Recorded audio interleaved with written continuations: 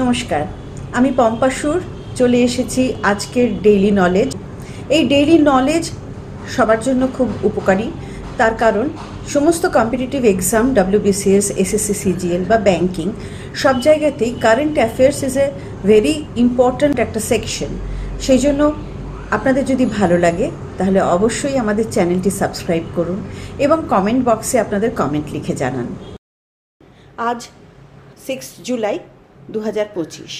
চলো দেখে নিই আজকের কি আমরা কোন টপিক নিয়ে আজকে আমরা আলোচনা করব। তার আগে কালকের যে কুইজ ছিল সেটা নিয়ে আমরা একটু কথা বলি।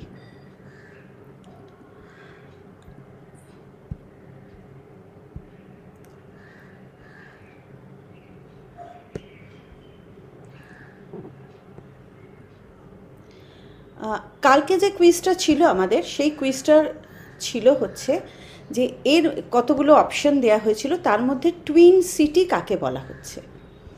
তাহলে চলো দেখে নিই অপশনগুলো কী কী ছিল। কটক ভুবনেশ্বর, হায়দ্রাবাদ সেকেন্দ্রাবাদ, বারাণসী অযোধ্যা, মুম্বাই পুনে। উত্তরটা হচ্ছে হায়দ্রাবাদের সেকেন্দ্রাবাদ। টুইন সিটি কাকে বলা হয়? টুইন সিটি বলা হয় যে দুটো সিটির মধ্যে কাছাকাছি প্রক্সিমিটি আছে, তাদের কালচারের কিছু মিল আছে, হিস্ট্রির মিল আছে এবং তাদের মধ্যে যে কোনো একটা কমন ফ্যাক্টর আছে। এই যে অপশনগুলো দেয়া হয়েছে তার মধ্যে একমাত্র হায়দ্রাবাদ সেকেন্দ্রাবাদের মধ্যেই একটা কমন কিছু আছে, সেটা হচ্ছে হুসেন সাগর লেক। তাহলে এই জন্য এদের টুইন সিটি বলা হচ্ছে।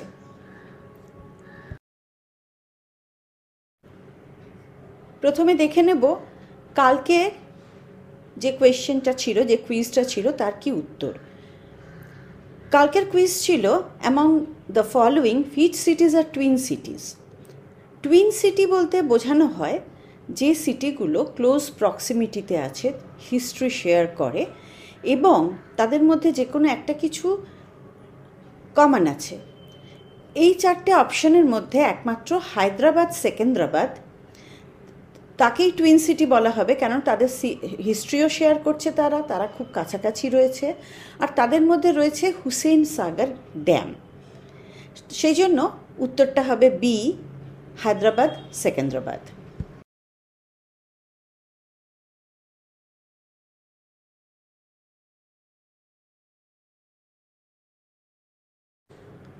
আজকে আমাদের যে টপিক সেটা হচ্ছে ক্রপিক। ক্রপিক মানে কি?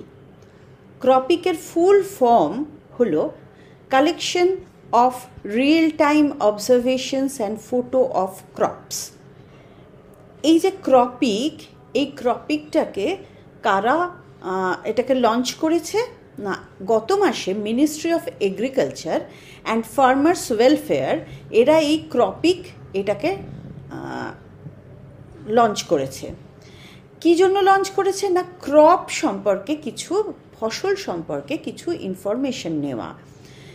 AI মডেলকে ইউজ করে এই ইনফরমেশন নেওয়া হবে। এই যে স্টাডিটা কেন করা হচ্ছে, আমরা জানি যে প্রধানমন্ত্রী ফসল বীমা যোজনা একটা প্রাইম মিনিস্টারের একটা স্কিম। সেখানে কি হয় না, ফসল নষ্ট হলে চাষিদের কিছু ইন্স্যুরেন্স ক্লেম দেওয়া হয়। এবার এই যে ক্রপিক, তার পারপাসটা হলো যে ন্যাচারাল ক্যালামিটিস এবং ক্রপের যে ক্ষয়ক্ষতি হলো সেই সম্পর্কে AI মডেলকে ইউজ করে কিছু ইনফরমেশন নেওয়া এবং তার বেসিসে ফার্মার্সদের কিছু কম্পেনসেশন দেওয়া। এর কি ফিচার্স কি না, কি করবে না, এই একটা সিজনে 4 থেকে 5 বার ফটোগ্রাফ নেবে।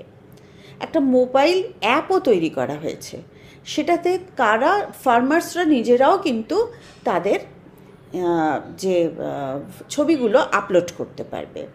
এবার AI কি করবে, AI তার একটা ফটো অ্যানালিসিস করবে। এইবারে তার বেসিসে ক্রপের যে অ্যাসেসমেন্ট হবে,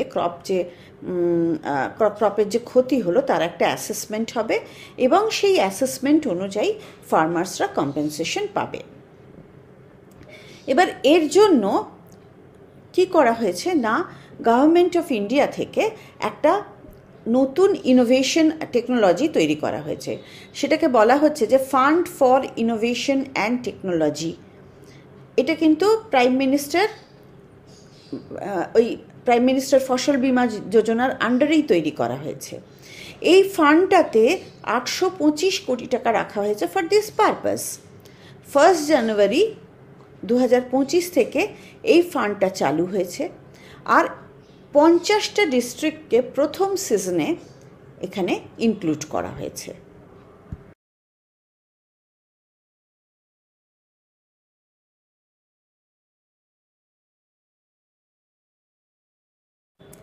এবার জেনে নিই PMFBI, প্রাইম মিনিস্টার ফসল বীমা যোজনা, এই সম্পর্কে। প্রাইম মিনিস্টার ফসল বীমা যোজনা লঞ্চ করা হয়েছিল 2016-তে। এর কি মোটো ছিল? 1 নেশন 1 ক্রপ 1 প্রিমিয়াম। মানে যারা চাষি, তার আগে কি হতো, চাষিদের প্রচুর ক্ষয়ক্ষতি হতো যদি ন্যাশনাল ক্যালামিটিস বা ন্যাচারাল ক্যালামিটিস বা অন্য কোনো কারণে ফসলের ক্ষতি হয়।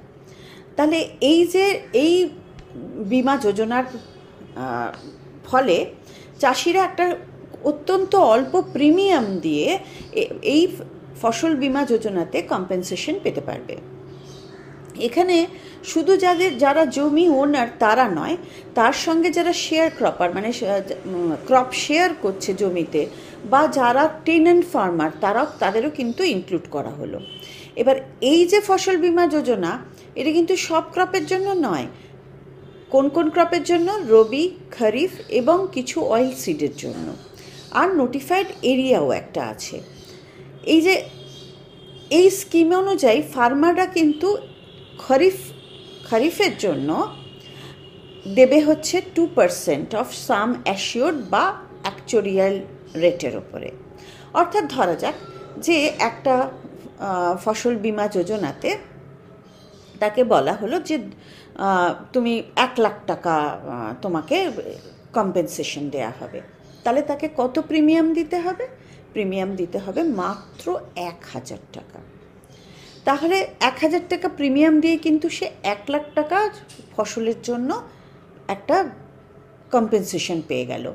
সেটা 2% হচ্ছে খরিফ ক্রপে, আর 1.5% হচ্ছে রবি ক্রপে। তাহলে এখান থেকে যদি কোনো কোশ্চেন আসে, তাহলে কি কোয়েশ্চেন আসতে পারে? না, প্রধানমন্ত্রী ফসল বীমা যোজনা কোন সালে হয়েছে? 2016 সালে।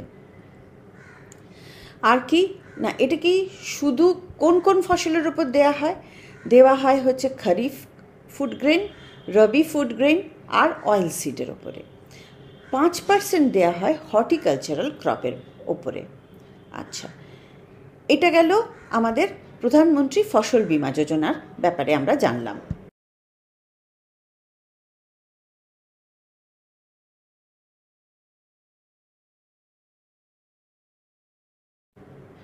এবার চলো আমরা জেনে নিই যে এই যে ক্রপিকের যে এআই মডেলগুলো, সেগুলো কি কি। প্রথম দেখি কিষাণ ই মিত্র। কিষাণ ই মিত্রটা কি? এটা কিন্তু একটা এআই পাওয়ার্ড চ্যাটবট। অর্থাৎ এখানে চাষিরা যে কোনো প্রশ্ন করলে তার উত্তর সঙ্গে সঙ্গে পাওয়া যাবে। এটা PM কিষাণ সম্মান নিধি স্কিমের সঙ্গে যুক্ত, এবং এটা 11টা ল্যাঙ্গুয়েজে এর উত্তর দেয়া হবে। National pest surveillance system, NPSS। তাহলে NPSS এর ফুল ফর্ম কি? National pest surveillance system. এটাও কিন্তু একটা AI বেসড প্ল্যাটফর্ম। কি করবেন? আর চাষিরা এখানে agricultural scientist are paste control এক্সপার্টদের সঙ্গে সরাসরি কথা বলতে পারবে, এরকম একটা প্ল্যাটফর্ম। এটা কত সালে লঞ্চ করা হলো?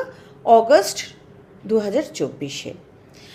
ধরা যাক চাষির কোনো ফসলে পেস্টের উপদ্রব হয়েছে, যে কোনো পেস্টের উপদ্রব হয়েছে, বা সেই ক্রপকে কী করে প্রোটেকশন নেবে সেটা চাষি জানতে চাইছে।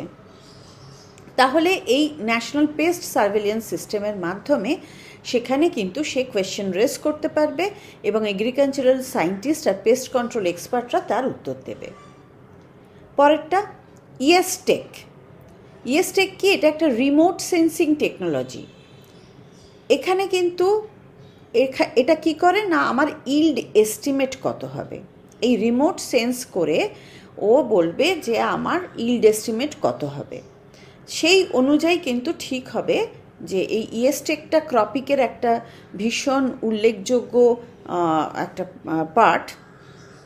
তার কারণ তার উপরেই কিন্তু সে তার ফসল থাকবে না থাকবে না, বেশি ক্ষতি হওয়ার সম্ভাবনা, এই এস্টিমেটগুলো সবকটাই হয়ে যাবে। এটা কিন্তু এখন 9টা মাত্র স্টেটে হচ্ছে। আচ্ছা, এইবার উইন্ডস বলে একটা এআই প্ল্যাটফর্ম আছে। তারা কি করছে না, তার আন্ডারে কি করা হয়েছে, ব্লক লেভেলে AWS মানে অটোমেটিক ওয়েদার স্টেশন, আর পঞ্চায়েত লেভেলে ARS অটোমেটিক রেইন গজ স্থাপন করা হয়েছে। অর্থাৎ চাষি আমাদের যখন ওয়েদার সিস্টেমে যে আমরা IMD থেকে যে আমাদের যে ওয়েদার ফোরকাস্টগুলো দেয়া হয়, সেই ফোরকাস্টগুলো হয় সারা ভারতবর্ষের অথবা কোনো শহরের। এবার পঞ্চায়েত বা ব্লক লেভেলেরও যদি আমরা একটা ওয়েদার ফোরকাস্ট পাই, তাহলে কি হবে, চাষিদের সুবিধা হবে। এই কারণে চাষিরা ফসল তাড়াতাড়ি কেটে নিতে পারবে, অথবা 2 দিন দেরি করতে পারবে, অথবা যখন বীজ রোপণ হবে তখন সেই অনুযায়ী তার টাইমটাকে সেট করতে পারবে। এই যে এই উইন্ডস প্রোগ্রামটা চাষিদের জন্য একান্তই হেল্পফুল। এরপরে আছে সাথী। সাথী মানে কি? Seed authentication, traceability, holistic inventory. অর্থাৎ এই যে বীজ, যে কোনো ফসলের বীজ সরকার থেকে বন্টন করা হয়, তাহলে এই চাষিরাই সেই বীজ তৈরি করে, চাষিরাই সেই বীজ কিন্তু সরকারি দপ্তরে নিয়ে যায়, এবং সেটা যাতে সবার মধ্যে সমানভাবে বন্টন হয় সেটাকে দেখার জন্যই কিন্তু এই সাথী অ্যাপটা করা হয়েছে। এটা কারা করেছে না, ministry of agriculture and farmers welfare. এটা হচ্ছে একটা ডিজিটাল ইকোসিস্টেম। এখনও অবধি শুধু ফেজ 1ই লঞ্চ হয়েছে, সেটা লঞ্চ হয়েছে এপ্রিল 19, 2023।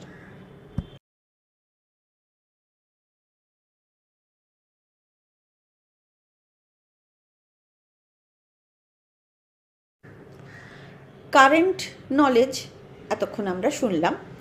এবার আমরা একটু স্ট্যাটিক নলেজে যাই। স্ট্যাটিক নলেজ অত্যন্ত ইম্পর্ট্যান্ট এই কারণে না, প্রত্যেকটা কম্পিটিটিভ এক্সামে কিছু স্ট্যাটিক নলেজ আসবেই। সেই স্ট্যাটিক নলেজও আমাদের কিন্তু সঙ্গে সঙ্গে তৈরি করে যেতে হবে কারেন্ট অ্যাফেয়ার্সের সঙ্গে। তাহলে আজকে স্ট্যাটিক নলেজটা আমরা একটু শেয়ার করি। আজকে আমরা সব ফার্স্ট তাদের কথা পড়ব। সেটা হচ্ছে first governor general of India, Lord William Bentinck. এটা কিন্তু ব্রিটিশ ইন্ডিয়ার কথা বলছি। আর ইন্ডিপেন্ডেন্ট ইন্ডিয়ার ফার্স্ট গভর্নর জেনারেল কে ছিলেন? সি রাজাগোপালাচারী। আচ্ছা, first chief justice of India কে ছিলেন? Justice Hiralal J Kania. ভারতরত্ন, ভারতবর্ষের সর্বোচ্চ সম্মান, কে পেলেন? প্রথম কে পেয়েছিলেন? Doctor S Radhakrishnan.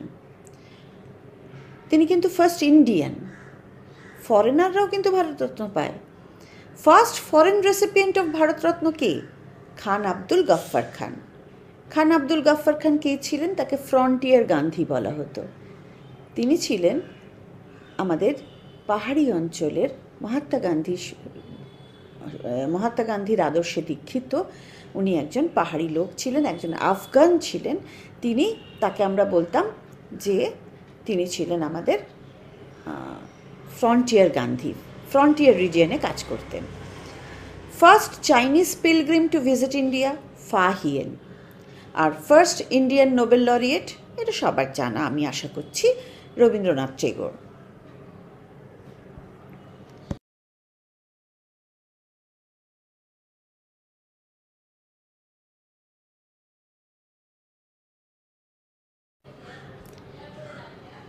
তাহলে আজকের কুইজে চলে আসি। আজকের কুইজ হলো, which of the following is not a benefit of OCI card holder. ঠিক আছে, oversize citizen of India card হোল্ডারদের কোনটা বেনিফিট নয়? Option A, multiple entry multipurpose life long visa for visiting India. Option B, exemption from registration with local police authority for any length of time. C, right to vote in Indian elections. D, parity with NRI in respect of economic, financial and educational fields. উত্তর দেব কালকে। আমি আশা করছি আমাদের chat বক্সে বা আমাদের comment বক্সে তোমরা তার আগেই উত্তরটা দিয়ে দেবে।